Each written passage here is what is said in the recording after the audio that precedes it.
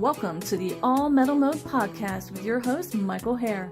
Tune in every Monday night, 8 p.m. Eastern with co-host Gypsy Jules, and every Tuesday night at 8 p.m. Eastern with Matt Hoffman as we talk to guests, discuss metal detectors, equipment, and everything treasure related. Feel free to join in the discussion in the chat room during the show, and please, if you like what you hear, we'd appreciate you taking a moment, hit that like button, and share the link with your friends.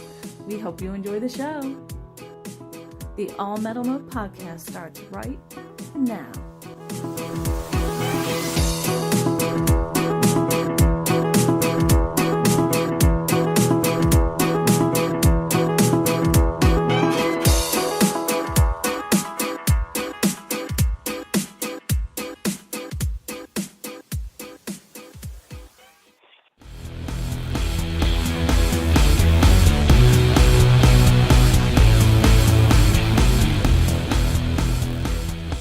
Nokta Macro Detectors is the fastest growing manufacturer in the industry, and for good reason. Many detectorists, including Mike Hare, call us the most innovative, but we are so much more than that. We listen to and care about our customers. We also offer a wide range of detectors to fit all of your needs. Come check out all of our products today at www.noktadetectors.com. Detectors for everyone, everywhere. A lifetime.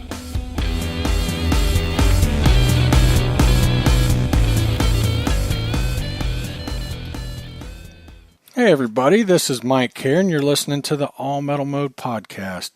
Matt won't be joining us tonight. He got caught up with some things he's got to take care of, and so it's going to be me flying solo. Thank goodness I get to do the show alone without him. Listen, I'm just kidding.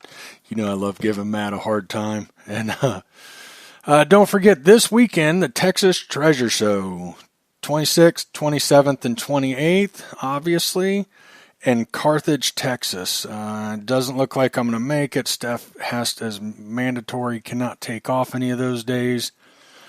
So, unfortunately, I won't make it. I'm pretty disappointed about that. You can find us on Facebook at All Metal Mode, as well as All Metal Mode Podcast UK. All Metal Mode is every Monday and Tuesday night at 8 p.m. Eastern Standard Time, and All Metal Mode UK is every Thursday at 8 p.m. GMT or 3 p.m. Eastern Standard Time. If you're interested in reading any of my reviews or metal detecting articles, you can find them at allmetalmode.com.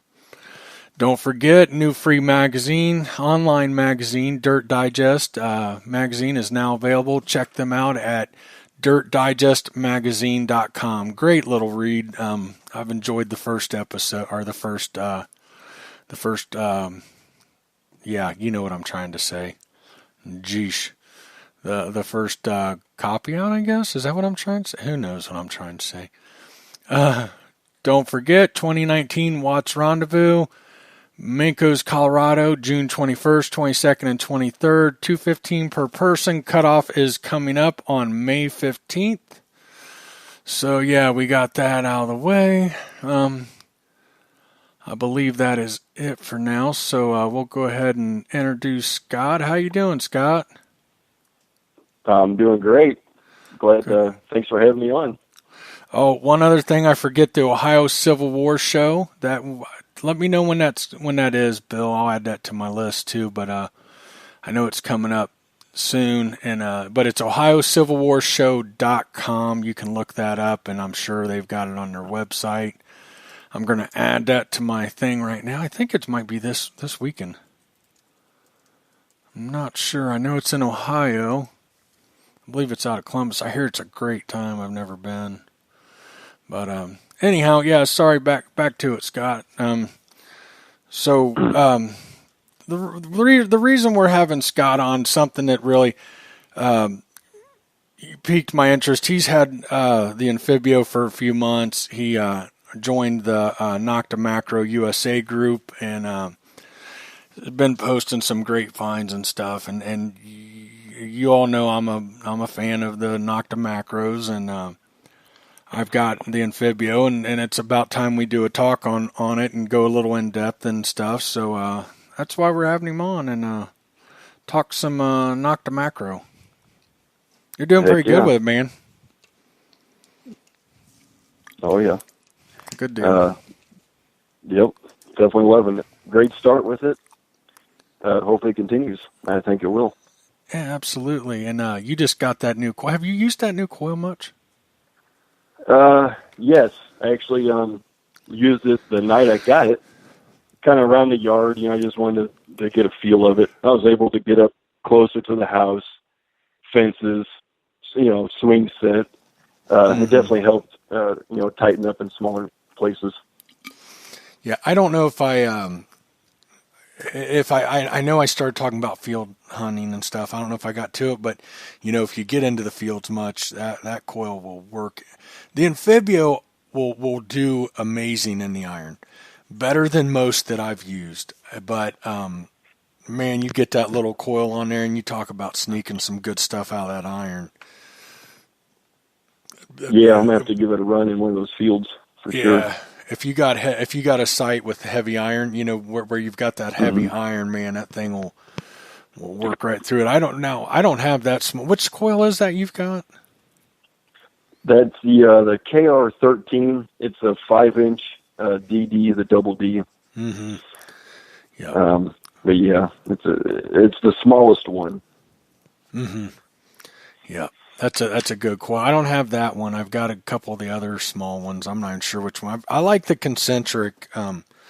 When you're not in mineralized soil and heavy iron, the concentric kind of does the trick for me. But I would like to get one of those 5-inch double Ds, which is kind of unique. Nokta Makro, they offer so many coils, and I love that because a lot of the manufacturers have gotten away from offering coils, and some detectors you can't even get a concentric coil for. And I really like concentric coils for that heavy iron. And but something else kind of unique, I don't know anybody making that small of a double D coil. Usually when you get below like a 7-inch coil, even an 8-inch, often they go into concentric because you get a little more depth out of concentric usually. It's cone shape. Right. You really got to overlap your swings, but most of the time, I don't even know if anybody makes a double D that small. I could be totally wrong, but that's one of the things I love about the company, man. I think, what do they have? I forget how many coils now they have for the Anfibio. They have 8. You have 8 choices on the coil for the Anfibio. Yeah, so that's great. And from the factory, you can't beat that. No, that 11-inch coil is awesome. And it's, I was telling you before the show, it's a heck of an improvement. I love the coil on the multi-cruiser. And matter of fact, when I seen the Anfibio for the first time at Detectivall this last year, I was really disappointed in that round coil, the new round coil on the Anfibio, because I prefer oblong coils. I've always felt like I can work through the trash a little bit better. So I was actually a little disappointed to see it being a round coil until I used it. And then I confirmed that the performance of it by putting it on the multi-cruiser.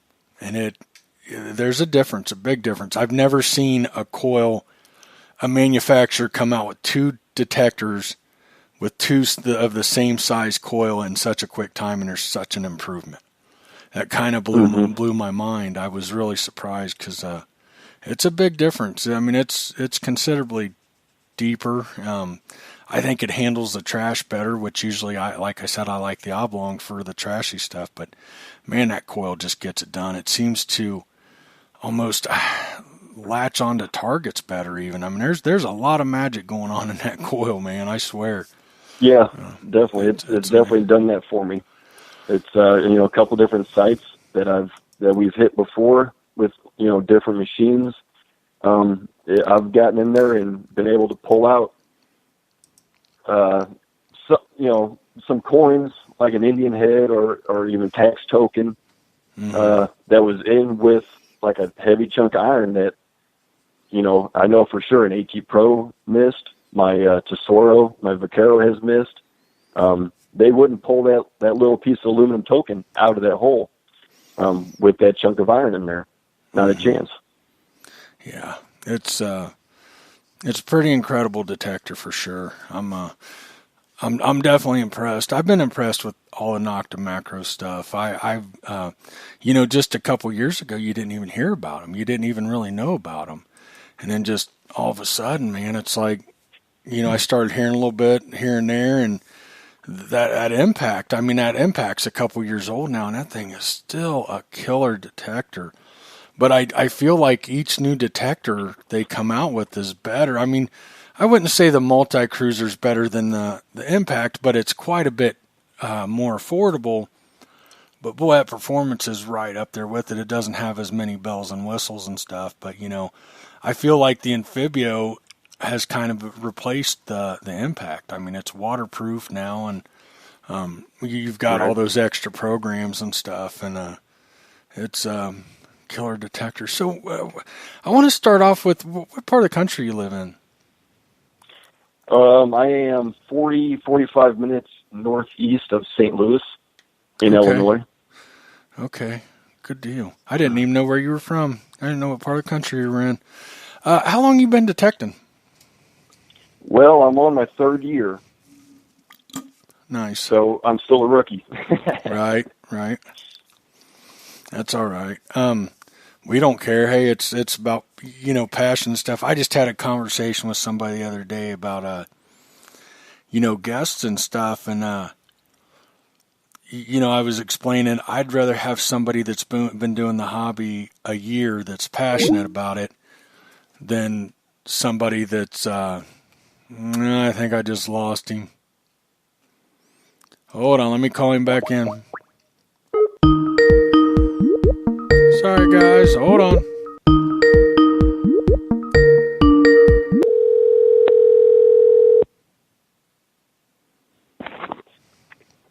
Hello? There you are. We got you. Sorry about that. That's all right.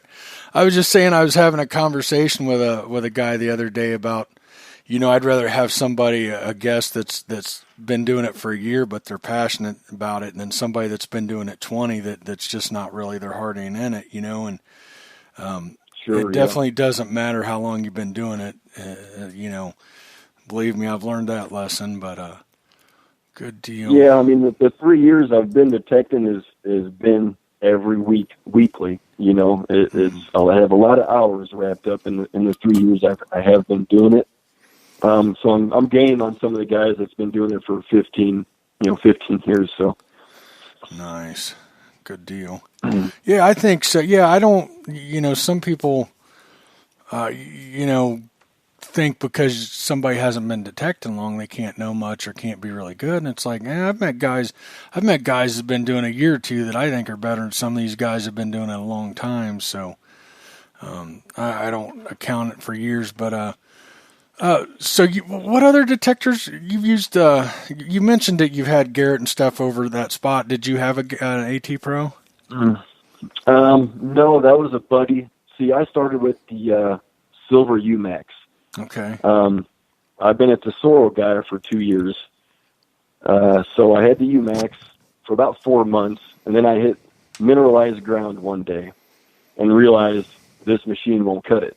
You can't adjust it. You can lower the sensitivity. There goes your depth. You don't have many options with that machine.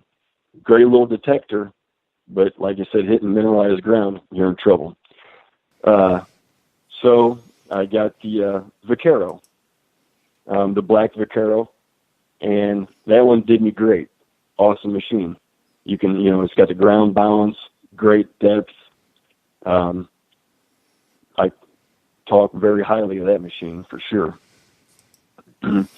But recently, where Tesoro's been going, which is nowhere, and that drives me nuts. It drives me crazy because I want to be with a company, at least buy their products, that actually talks to their customers, interacts like Delic does with Nokta Makro. They're awesome with that. She's on the ball. She's contacted me multiple times, Messenger, just to say hi and, glad to see my post, just to let me know that she sees everything. So either way, I was wanting to make a move from Tesoro. They're not even saying what's going on. We're all clueless. Right. I don't, there's nothing new. They don't ever say anything on their groups, emails. We're just totally clueless. So it's a world of difference, going and kind of getting the products from these guys from Nokta Makro.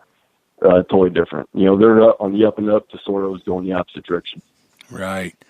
That's, I'll tell you, I'm going to use what works, but it's a big, big plus for me that Nokta and Makro is so in touch with their customers and stuff. But I'll tell you, when I did the advertisement for tonight's show, I sent it to Dealick, and she said, "Oh, he's a great guy, and he's been finding a lot of stuff with been doing real good with the Anfibio." I mean, she knew who you were. How many reps for the manufacturers out there do you think that they know? You know what I mean?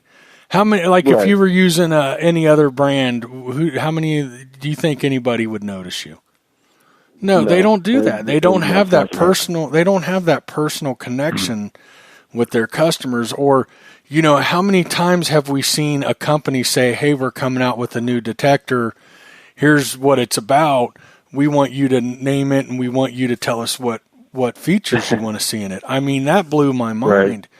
Right. And, like I said, that's just icing on the cake. I wouldn't use them if they didn't work, but they work good. Right. They don't just work. They work good. And and it's good to see. Going that extra step. I mean, they go that extra step no matter what.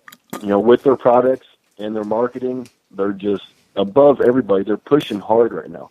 Yeah, they are. Yes, they are. They're and you can see it. I mean, I'm really starting to see. A couple years ago when I was talking about Nokta Makro, people were saying, "What? Who? What are you talking about?" And now everybody, they're really catching on. I'm seeing a lot more users here in the United States. I'm seeing more talk about them. So that's a really good thing. That's a really good thing. So. Good times. And I know this year is the year that she's really working hard to come to the United States and spend time. And with the dealers, she spent some good time with the dealers. I've heard great feedback from the dealers. And I think she's going to come to some events this year. Well, I know she was just in Florida I believe just a couple weeks ago. Right. They were testing out the new, that new pinpointer, the Pulse Dive, or what, I don't know what it is off the top of my head. Right. But that new dive. Pulse Dive, That's pretty cool. So I think did she used to live in America at one time? I was trying to remember if she said that. Yeah, she went to school here and then lived here for quite a few years. Yeah, that's okay. Yeah. She, I don't know if you've ever talked to her on the phone. She speaks, or heard one of the podcasts or anything. I'm sure you've seen the videos. Yes. Oh yeah. Yeah, she speaks very, very good English. Very good English. Yes. So she actually sent me a voice message over on Messenger. When I was just, you normally just text on Messenger. She sent me a voice message, saying thank you for supporting and all that. I mean, that's amazing. Like you're saying, to reach out to your customers like that. Nobody else would do that. No, not at all. So what drew you to the Anfibio? Well, the price range for me, the three detectors that fell in the price range were the Anfibio, the ORX, and the Knox 800. So at first, the Anfibio, I dropped it out of the top three because of the weight. Coming from Tesoro, they're super light machines, so that's something I wanted to keep going. So at first I was like, well, the Anfibio is a little heavy. The ORX is super light. The Knox is pretty light. So I like those two machines. Further investigation, led me to see that the ORX is not waterproof. It's also not built as strong, in my opinion. I have had my hands on one. I haven't, sat there and swung it for a half hour, an hour, just had my hands on one and got the feel of it. It's not quite built as strong. It's real nose heavy. And then the Knox, few issues, I guess, maybe with not being built as strong. Well, I started thinking about the weight of this. Well, there's a good reason for it. It's built better. That's Right. why it weighs a little more. And then the coil, nice 11-inch, coil, big screen on it. The weight has its purposes, and I end up going with it. A lot of people have the 800. I'm not a big follower on a lot of people. If everybody has this machine, I kind of go somewhere else. Right. Now, the ORX, there wasn't a lot out on it at the time. Real videos, people showing how it performs. There was only a few, and it didn't really sell it for me. But the waterproof, I was done. Because I'm going to the beach in Maine this summer. I got to have a waterproof machine. Anfibio is just, I think it suited me well. Mm-hmm. I haven't used an 800. I haven't used an ORX either, just to make it clear. But, Matt has both of those. And and he's also got the Anfibio. And what he likes about the ORX so much, and he uses it quite a bit, is how lightweight it is. He said it gets it done in the field. He's finding stuff. He feels like it does pretty good. There's detectors he likes better for the field, but he keeps going back to it because of the weight. He said, man, it doesn't even feel like you got a detector in your hand. And you know how rough field hunting can be. But like he's tried to use it in parks and stuff, and he just can't use it. The 800, shockingly, because so many people, he hates that detector. Like so far, he just hates it. But a few things like I've had one in my hand and just for a few minutes, and I don't like the feel of it. I'm really surprised at MineLab and the quality of that as far as the shaft and design, because there's a lot of people who complain about that. There's been a lot of issues, and but the 50 VDI, I'm more than happy to be away from that 50 VDI. I think that's a big mistake on MineLab's part. I'm not saying it's a deal breaker. I'm not saying it's a great detector. And then everybody that has one, if I talk to anybody, the first thing I ask them is it true that the depth gauge doesn't work? And everybody, not one person has said, oh, no, it works great. I mean, they say the depth gauge just doesn't work. Man, then why have it on there? And then, there's sites I've hunted in the past where a depth gauge is very important to me. And I always give the example of fairgrounds that I found over 40 silver coins out of. You can dig all day long. You can dig clad all day long from the surface to 5 inches. You're not going to find a piece of silver. I've never found a piece of silver in there. Dug a bunch. But when I hit that target 6 inches and deeper, I guarantee it's silver. I never found a clad coin below 6 inches. So, it's not that the depth gauge is super important, but I have had sites in the past where that doesn't cut it. So I don't know. And, Ken's saying the depth gauge was supposed to be addressed in the update, but I've heard guys say it's better, but it's still not working good. The speed and separation is good on the 800. That's true, but I don't think it's any faster or separates any better than the Anfibio. I got to be honest. I don't know. I haven't had them side by side, but man, that thing is fast. Great recovery speed, no doubt. Yeah, but I'm not putting the 800 down. We've got two guys in the chat that both have 800s. It's I've thought about getting one. I've been a big MineLab fan in the past, but those two things just kill it for me. That 50 VDI and the depth gauge just not even working.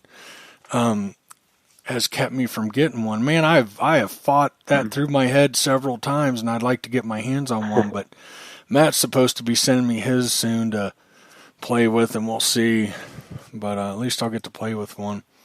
So that you ended up with the Anfibio, you those three, and yes. I agree. I think all three are pretty good detectors. I know Matt's really liking the But I, from what I know, from talking to Matt, from talking to other guys with the ORX and other guys with the 800s, the guys that love them. I mean, I'm not, I haven't talked to anybody, not a single person that doesn't love their 800 except Matt. But, him and I get what he's saying. I mean, it's really uncomfortable. He's not saying it doesn't work, but he's like, I'm not finding anything special. Well, I'm going back to sites I've hunted with, these other detectors I've got. And he goes, I'm not finding anything. He goes, I don't, the 50 VDI is really not a great system. And, it's not, maybe he doesn't hate it, but he's definitely not in love with it. Like the ORX and the Rudis and he got out with the Anfibio yesterday for the first time, was really liking it, having a good time with it. So, I think, absolutely good choice with the Anfibio. What turned Matt onto the Anfibio, funny story, he went to Virginia and hunted with Brian Harvey that I sell detectors through. And Brian was using the Anfibio, and he was finding some deep stuff. And Matt was pretty blown away at the depth he was getting on that stuff. And so he come back, and somebody was selling pretty much a brand new Anfibio at a really good price. And I told him about it. He's like, yeah, I got to buy that. He's got to buy it. So, oh yeah. Tell us about some of your favorite finds with the Anfibio. Let's see. Well, I've gotten a couple buttons. Let's see, a World War I button, World War II button. Nothing super old, but definitely great finds. Now, I got some nice Indian hit pennies. This thing hits great on those. Some nice ones. Let's see. Yeah, I've seen I did find, I hit a 9-inch deep Canadian dime. That was my first Canadian dime of any silver, any Canadian silver. That was real close to a fence post on the back fence on at a baseball field, where, like I said, we've hit many a times and was never able to really, if you get close to that fence, you wouldn't hit that dime. This Anfibio, and that was with the 11-inch coil, it was right there, and it was, saying, hey, dig me, there's something deep, a good target down here. Those are my favorites to this point. So hopefully, we'll definitely keep going. Have you had any finds?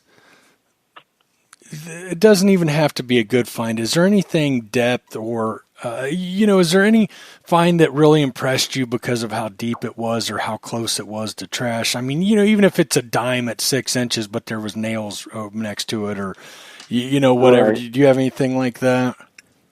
Like I mentioned, that Canadian dime. Also, that tax token. It's aluminum tax token that was, I'd say 7 or 8 inches deep, but it was in with a big steel bolt. And it was a jumpy signal, but I can, turn a certain direction and get that enough to tell me to dig it. Gotcha. I got in there. I pulled that bolt out first, and I thought, well, this could be the only thing here because, steel gives off sometimes a good signal, plus it was jumpy. So I set it aside and pinpointed right back in the same spot. Something else was there.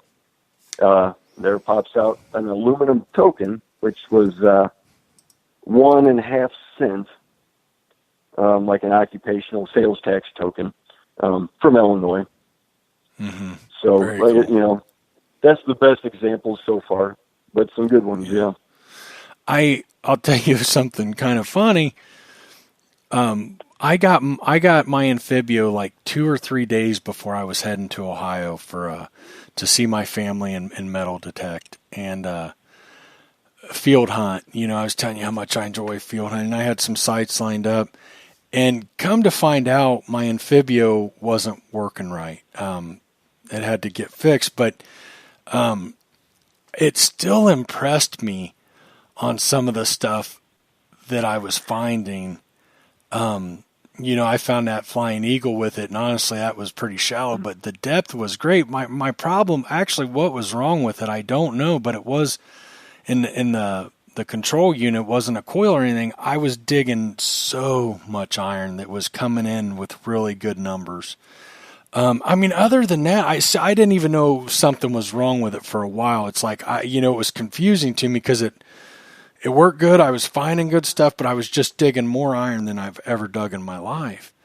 And, but I still had some really impressive finds with it. Now, since I got it fixed and stuff, it's been a whole different detector. It's, absolutely incredible. I think I've dug like 2 pieces of iron since then. You're going to dig some iron. I mean, it just happens. Yeah. But like, I'd go out detecting and I'd come home with a pocket full of iron and 2 coins, and I'm like, okay, something's not right here, and that's how the coil ended up on the multi-cruiser and the multi-cruiser coil on the Anfibio and stuff, and it ended up being the head unit. So, but once I got it fixed, I mean, it wasn't broke, but I mean, like, I was still finding stuff with it. I was getting amazing signals, and they would be iron. I mean, like, real steady VDI numbers and everything else. But man, once I got that thing fixed, it was super. The very first day I went out with it, man, it felt like an extension of me.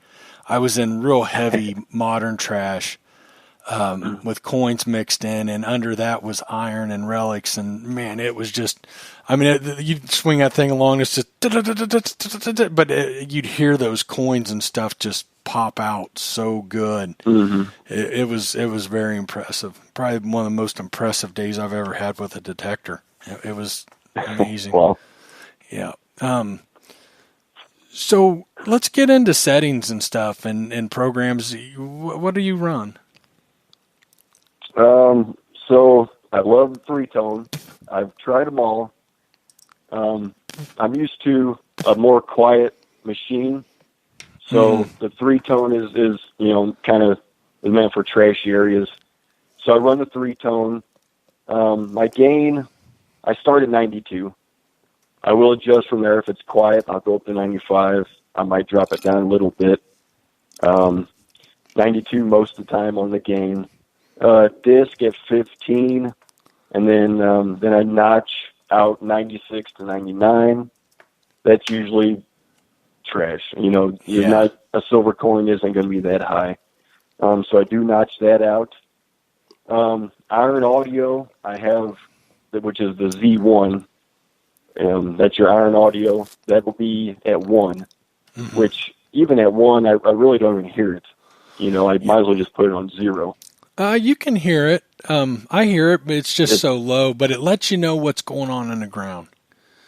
Right. That's where I keep mine.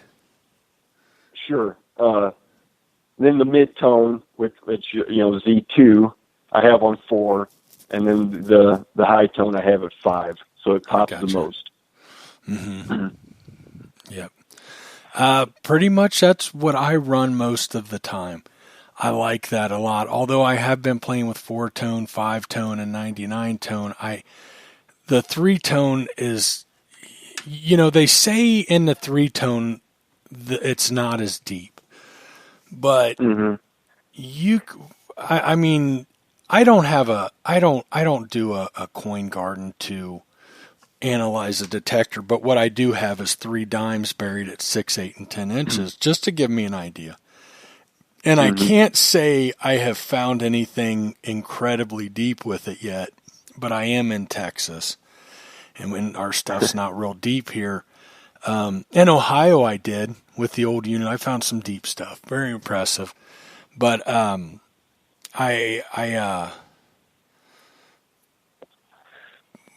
forget where I was going with that.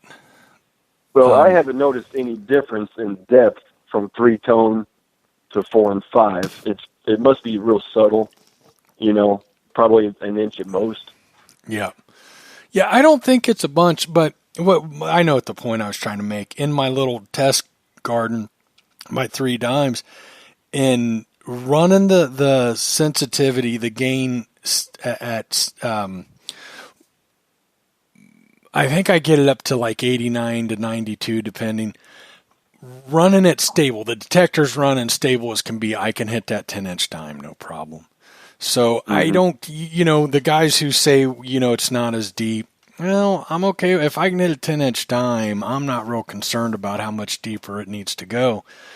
So I tend to, 3-tone is just your steadiest, your quietest. The 2-tone, the 4-tone, they're pretty hot. They're pretty hot programs, and you're going to get some chatter and stuff in there. But they're not bad. I mean, in no way are they bad. They're just a little more chatty.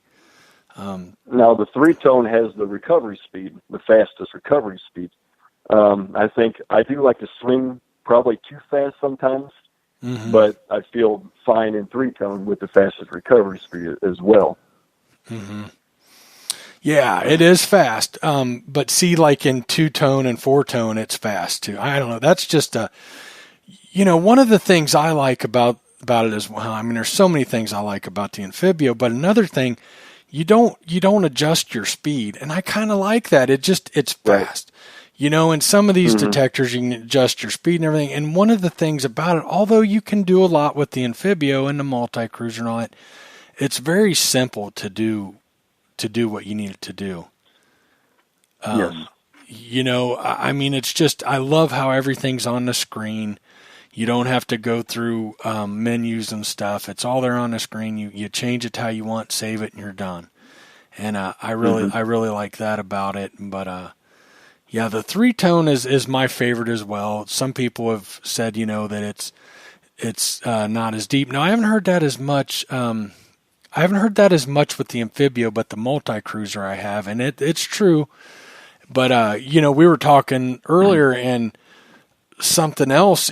Some people have said, it's the Anfibio is the multi-cruiser with a different shaft and different coil and stuff. There's been some fixes and some works, because I'm telling you, 3-tone on the Anfibio is better than it is on the multi-cruiser.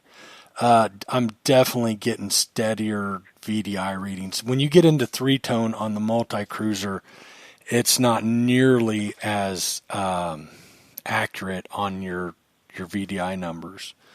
So Bill asked if the Anfibio has wireless headphones. Yeah, it has wireless headphones, and I like them a lot. They're comfortable for me. Nice headphones. Yeah.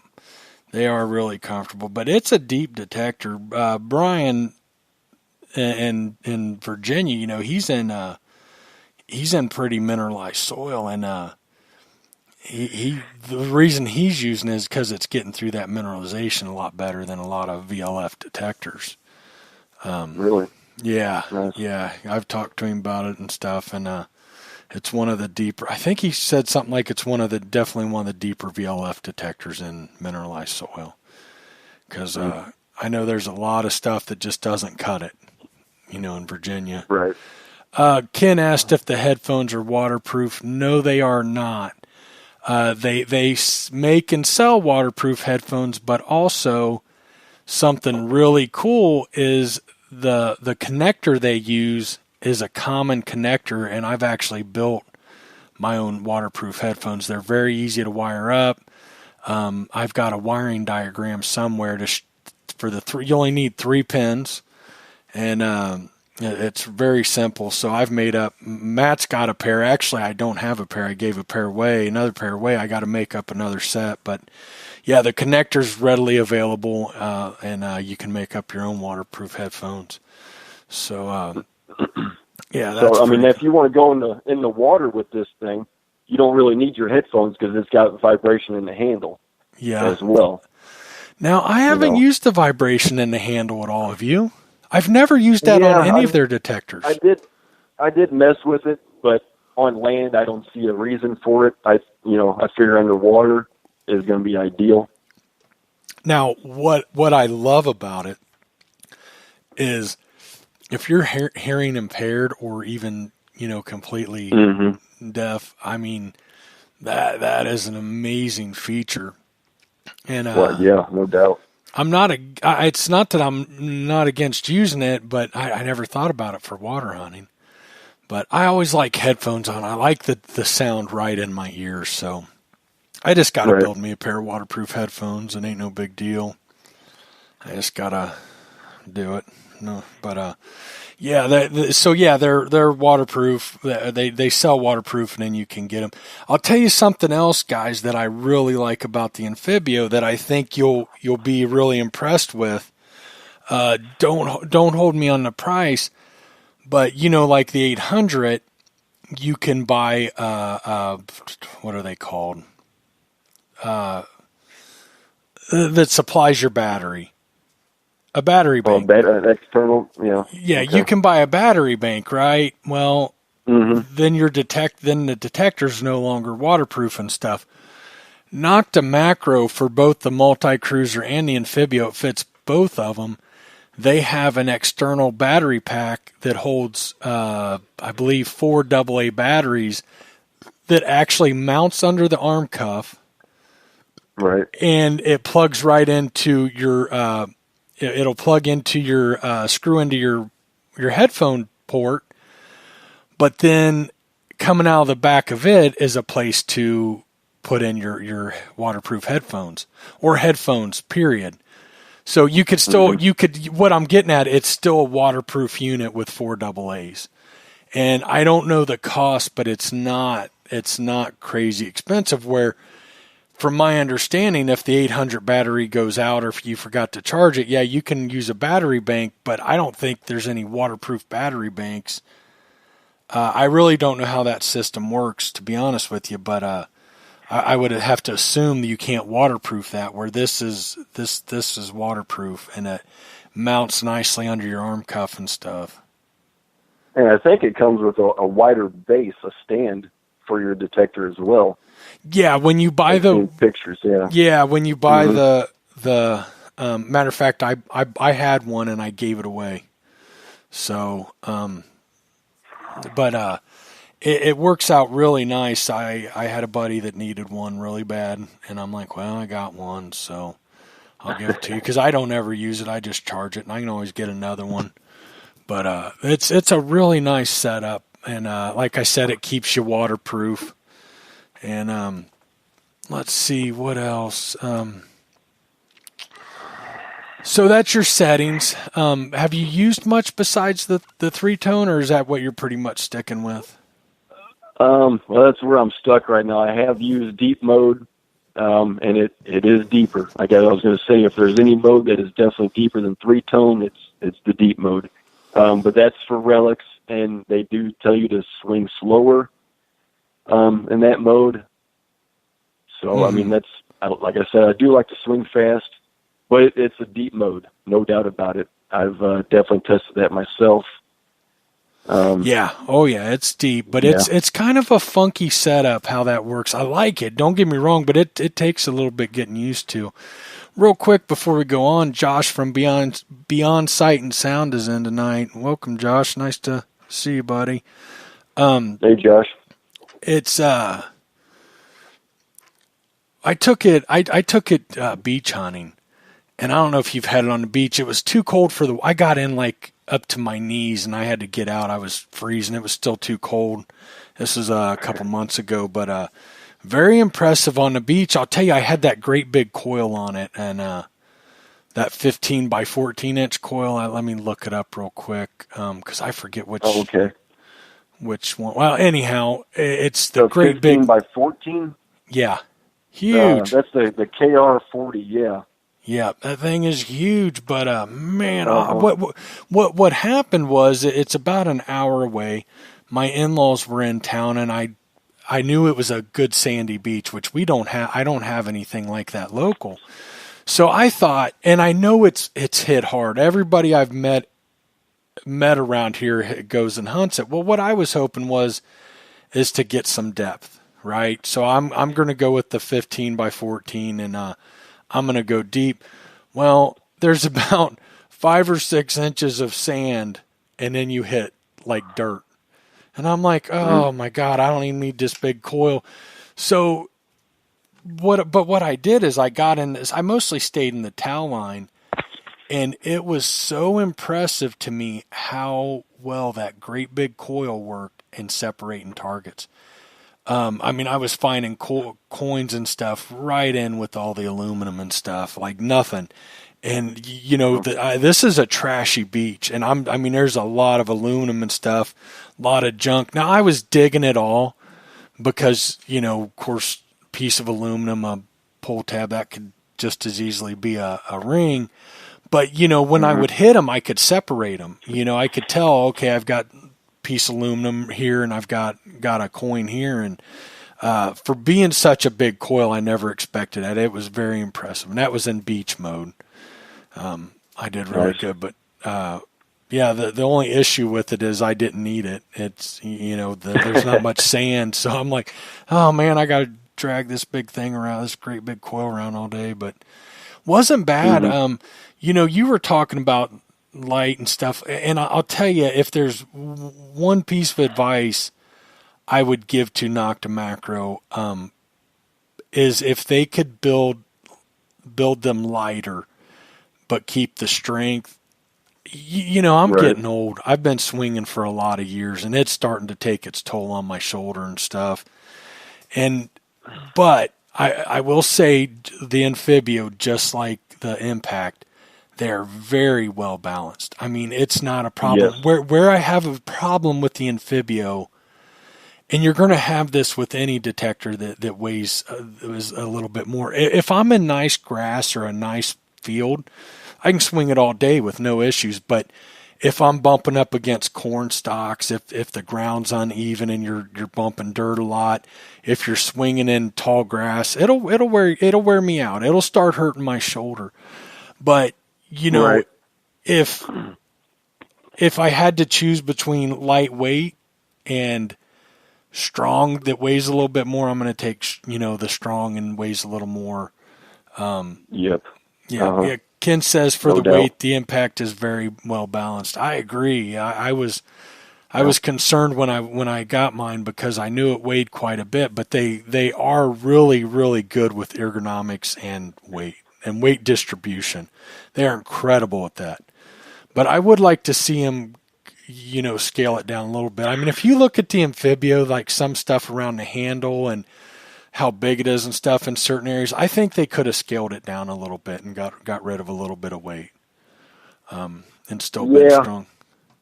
Yeah, they could. I just worry about it. It won't be a lot of weight, I don't think. I mean, it could be a quarter, half a pound. I don't even see that much coming off of this thing, to be honest. Mm-hmm. But they could. I know they can. There's no doubt about that. Yeah. But you know, the balance is excellent. Yes, excellent. You know, on the flip side of that, there's not many people who haven't complained about the 800 shafts. Yeah, and I'll tell you something else. It's lightweight, but it's, you know, your hand rides up under the control housing and rubs and stuff. And before Matt got his, we met with a listener of the show that's in the Ohio area where we're from, and he came and hunted with us, and he brought the 800, and I put it in my hand, and right away, you know, I'll tell you something. I am not hard on detectors. I can overlook a lot if performance is there. So I seen all these people complaining about the 800. You know, it's not comfortable. That's not made very well.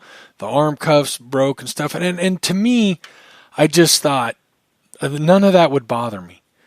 And I got it in my hands, and I couldn't.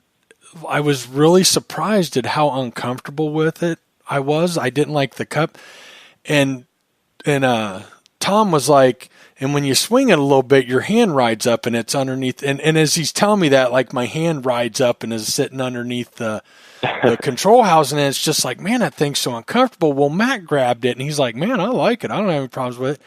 His first time out, he called me up afterwards cussing. He hated it. And he goes, yeah, my hand rode up. I didn't think it would. And it's sitting there rubbing on the bottom of the house, and I couldn't stand it. And so, man, I'll take the Anfibio's weight any day over that. But I would like to see him cut it down some, you know, for us getting old guys. Don't nobody make fun of me. And you know, that extra weight, like you mentioned, swinging around through the taller grass, if you do have your momentum going, the extra weight does help push through as well. It does, yeah. Yeah, I'll give you that. It does help. But man, it wore me out in the fields. It wore me out in the fields all day bumping corn stalks and stuff. I'm like, oh, yikes. Right. Yeah. But my God, you go hunt a nice yard and that thing, you can swing it all day and you're not going to have any issues. It's beautiful. But like I tell everybody, I don't care how well balanced it is, a detector is, when you bring it to a complete stop on a corn stalk or, a high part of dirt, it'll take its toll on you after a day. It starts to wear you out pretty good. You're stopping 4 pounds instead of 2 pounds. It makes a difference. But, I like the 3-tone. Another thing I like about it on the multi-cruiser, you couldn't change each range.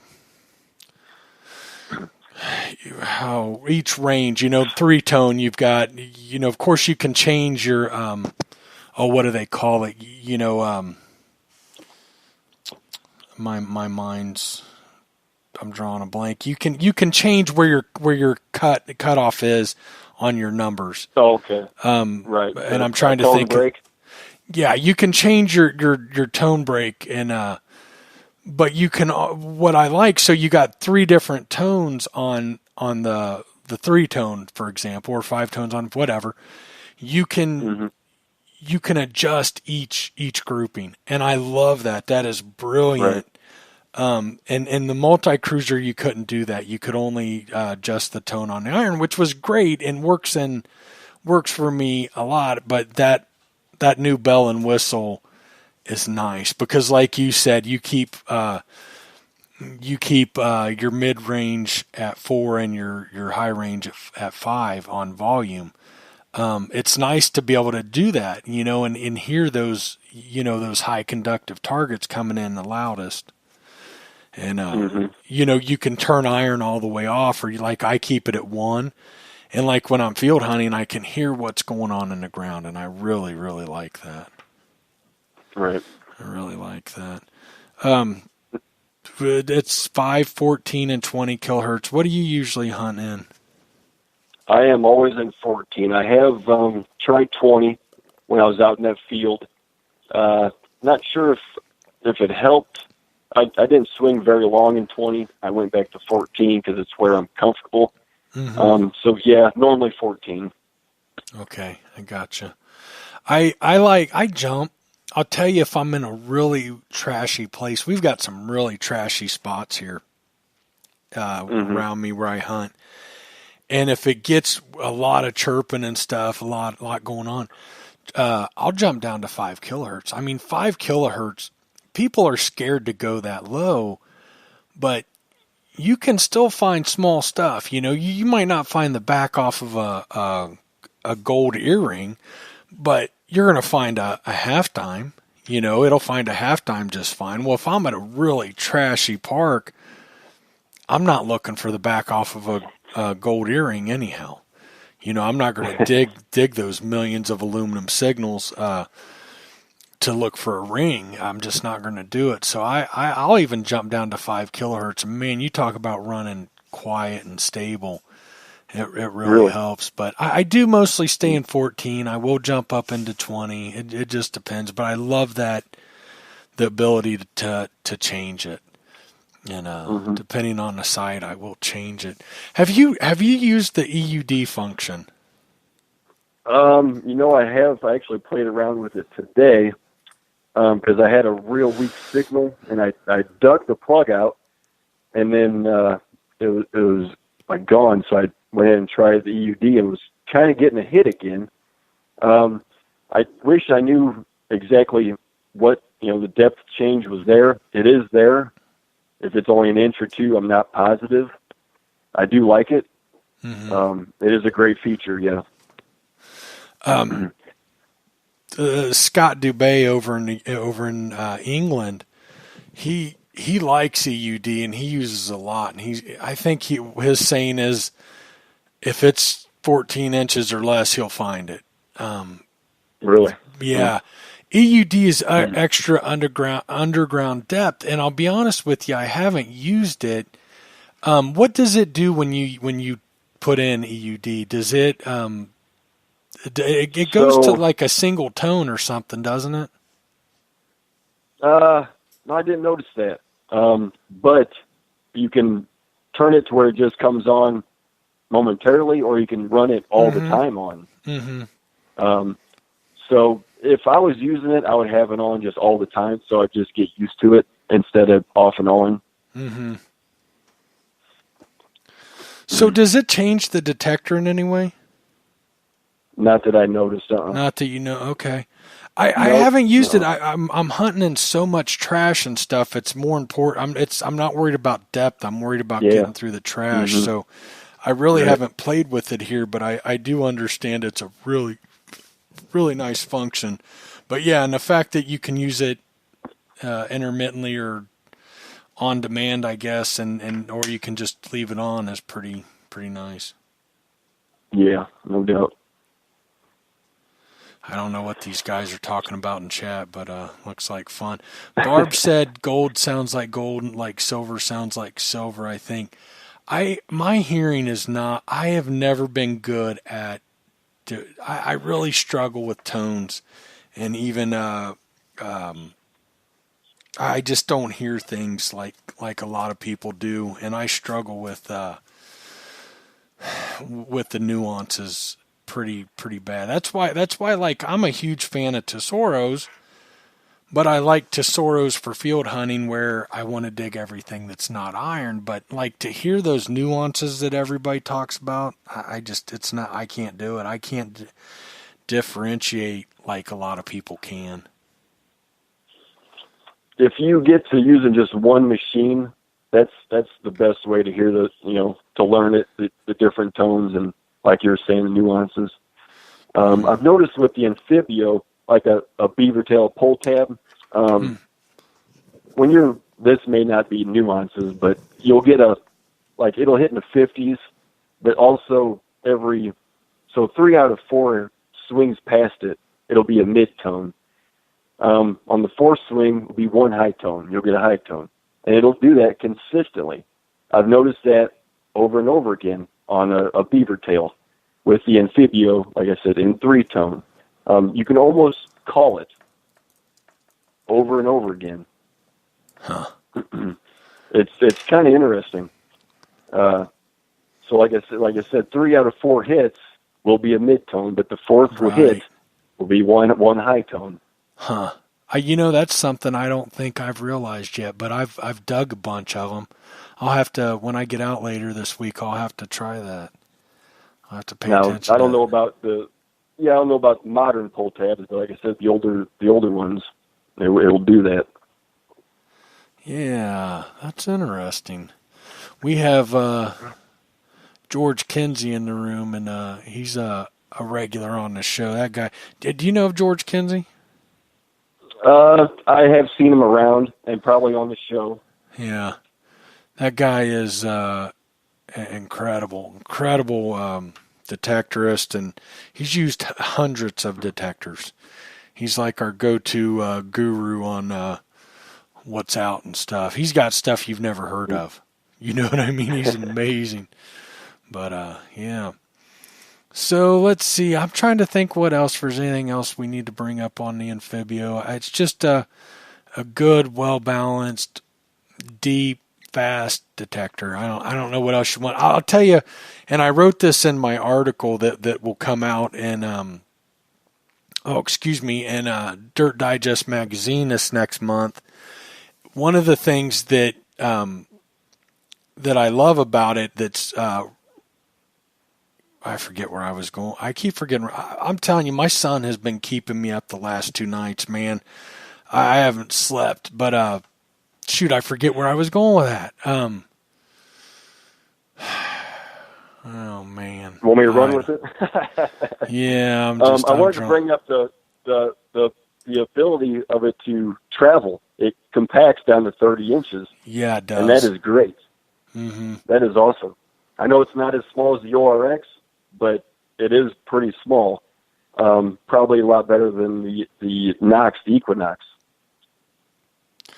Yeah, man, that's a big difference. A lot of times I've been taking Steph's car when I go metal detecting, And if I take something else, I got to break it down and everything else and put it in. And it does, some of them I got to put them in sideways. Man, you break that thing down, the Anfibio, and geesh, man, that thing goes way up in the shaft. And I think it breaks down. In the passenger seat with me. I think so small.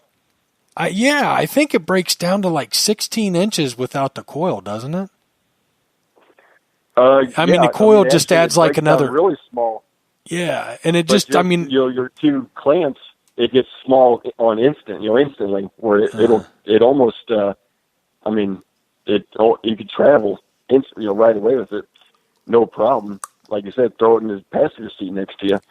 You don't have to fit it sideways, lay it, across, in the back of a truck.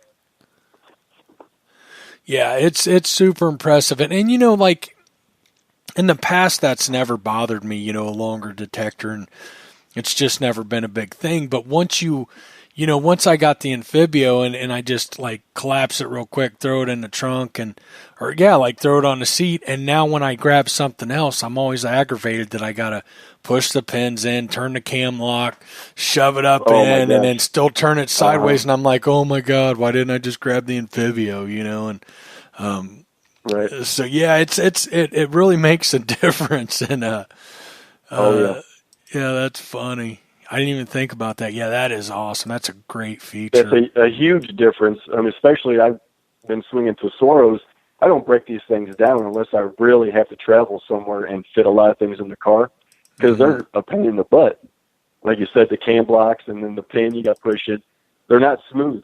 That stuff isn't smooth, especially once it gets dirty.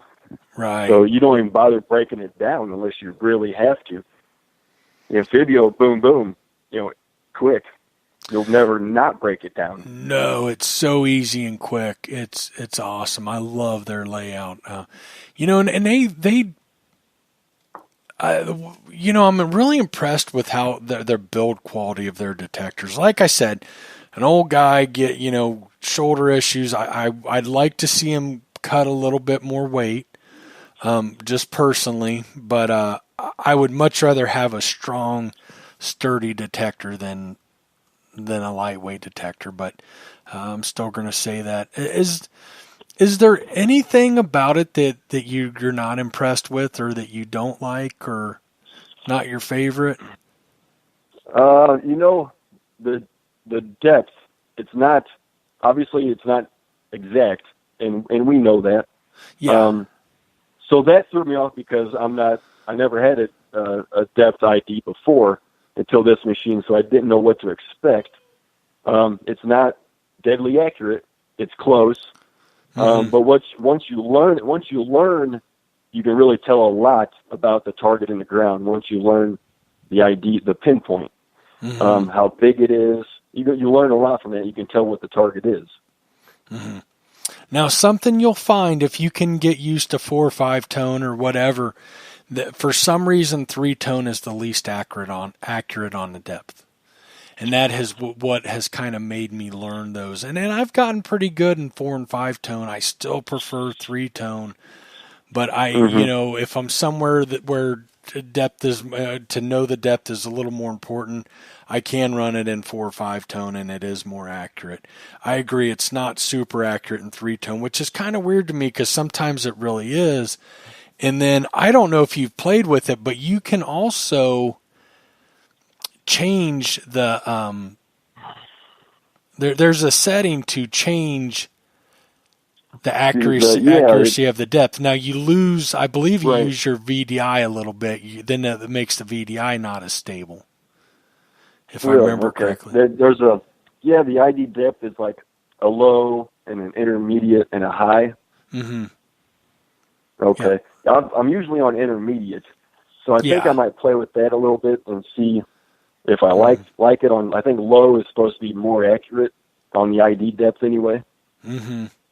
I don't remember. I'd have to look it up. I think high's more accurate, isn't it? I don't know. You would have to look. We'd have to look it up real quick. We'll play with that. We'll have to check that out. Yeah, hold on. I'm on it. Hold on. Never mind.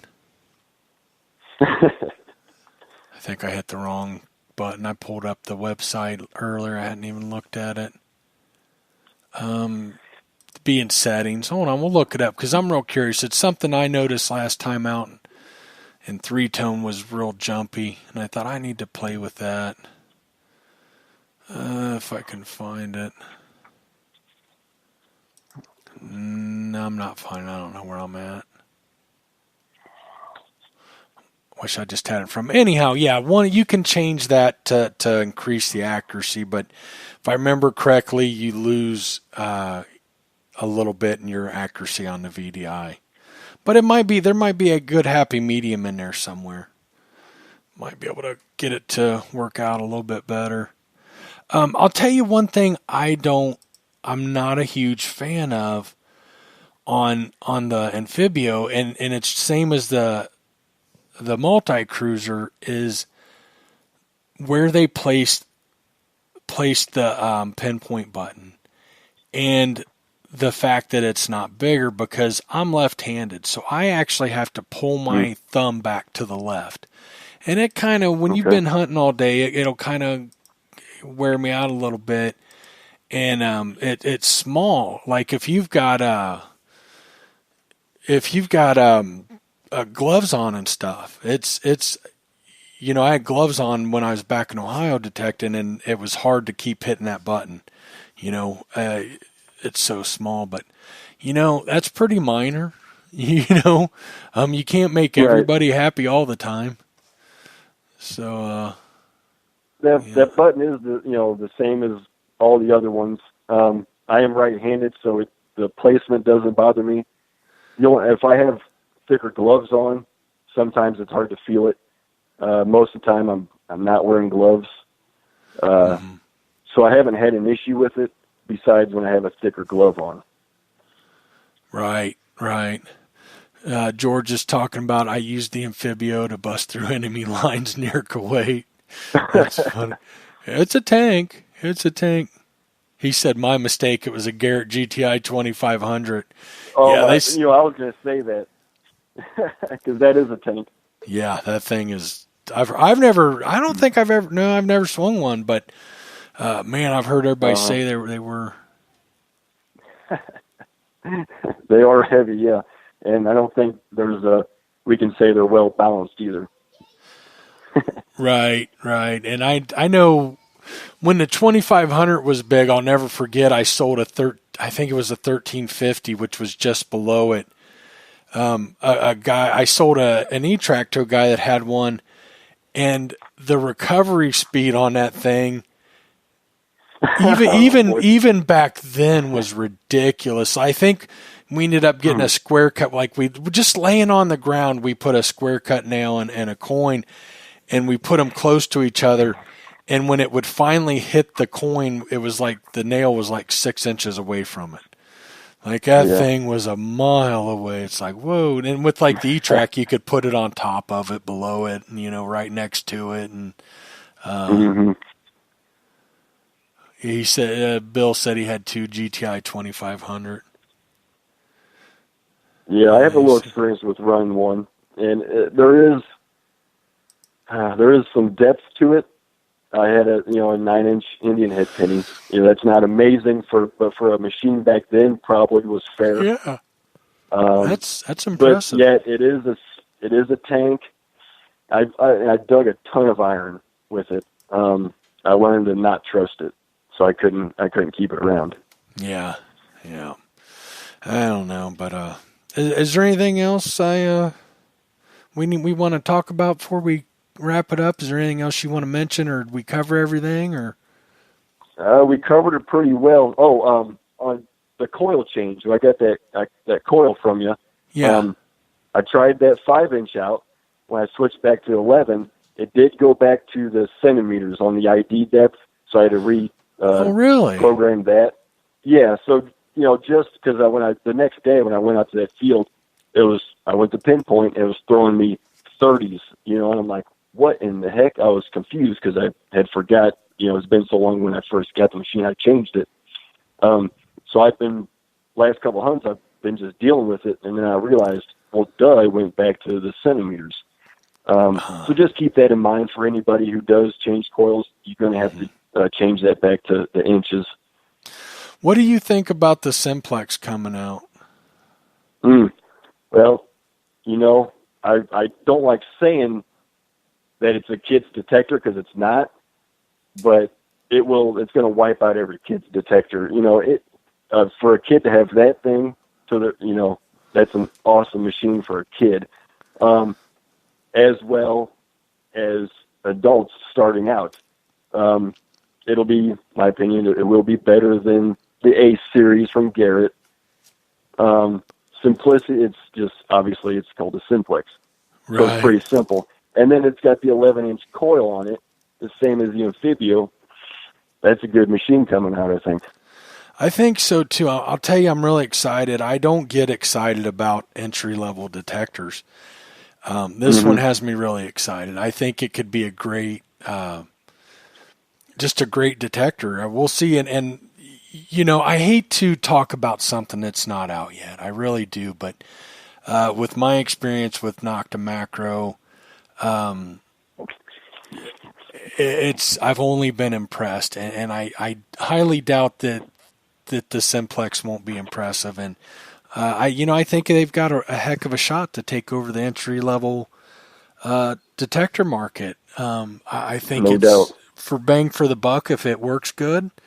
I don't think you could go wrong. And that's one of the things I love about the company. In my opinion, this is only my opinion, I think they're the most innovative company out there.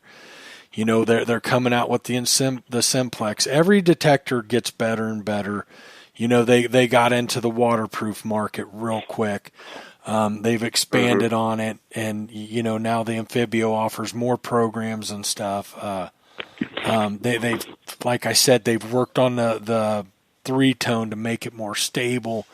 The Simplex, and then this next one coming out, the end of the year. That's only rumors, and that's not from Dealic or Nokta Makro, but I've heard rumors that it might be coming out this fall.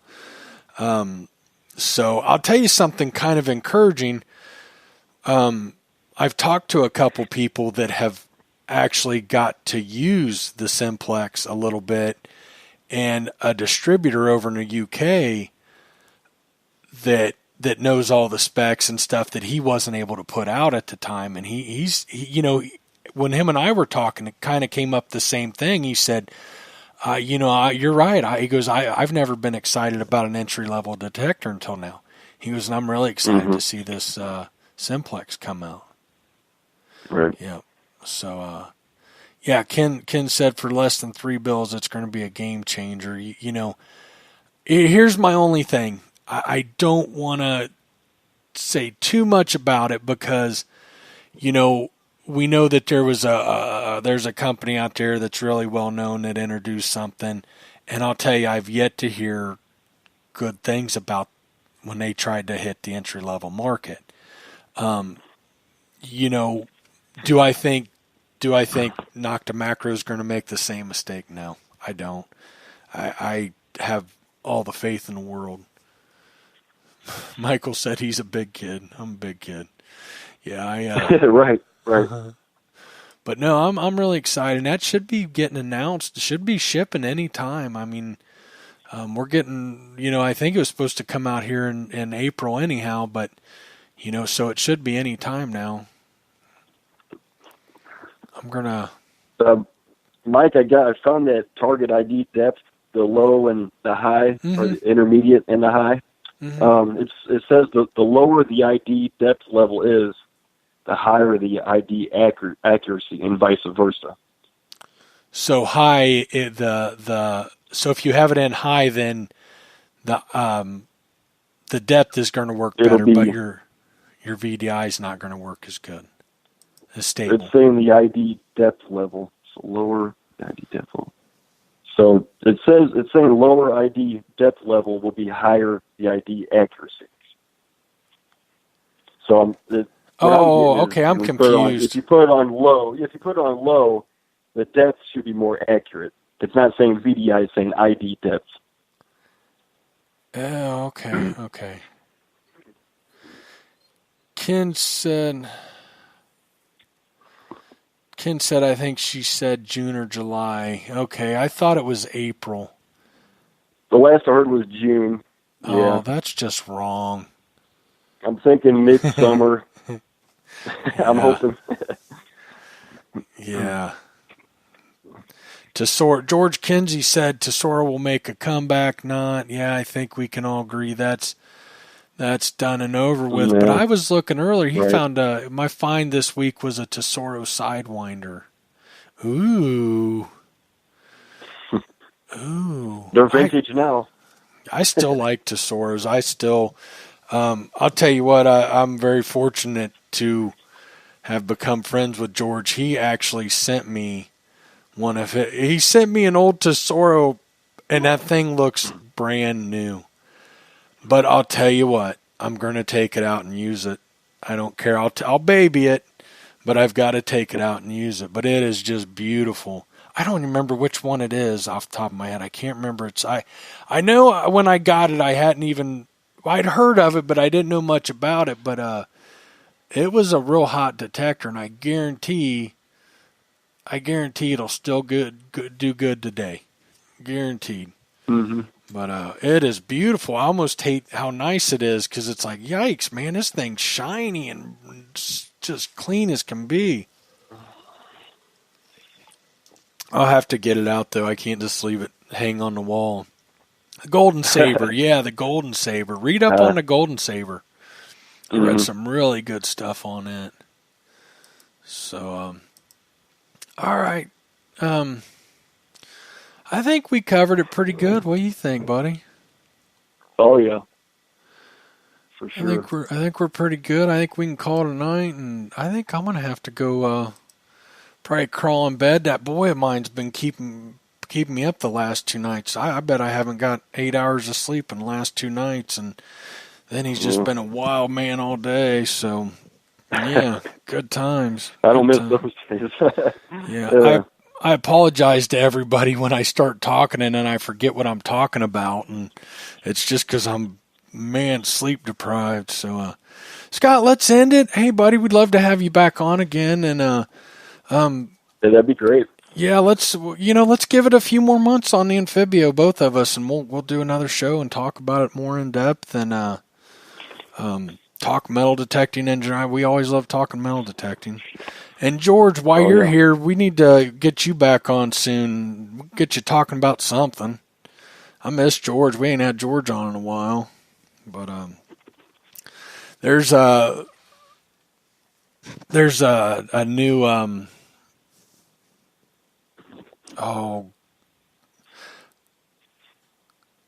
yeah, my mind's shot. Let's call it a night. Get a hold of me, George. I'd love to get you on again soon. Let me know.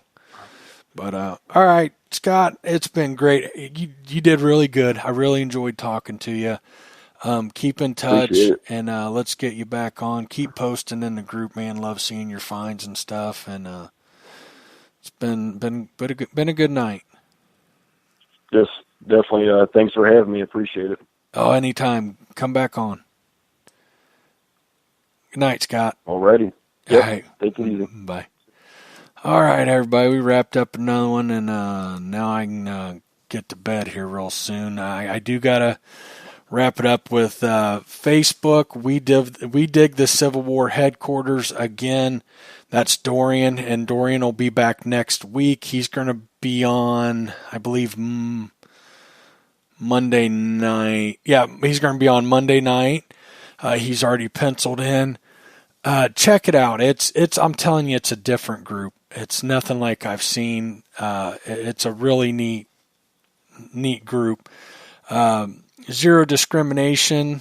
Gypsy has a new group. She's got a Facebook page, but she's also got a new group. Girls Rock Metal Detecting. Ohio Relic Hunting, of course, is one of my favorites. And Dirt Pirates Detecting on YouTube. Zero Discrimination. That's our Gypsy. And Girls Rock Metal Detecting, Kimmy Price. They're both on YouTube. Check them out. And all right, everybody, have a good night.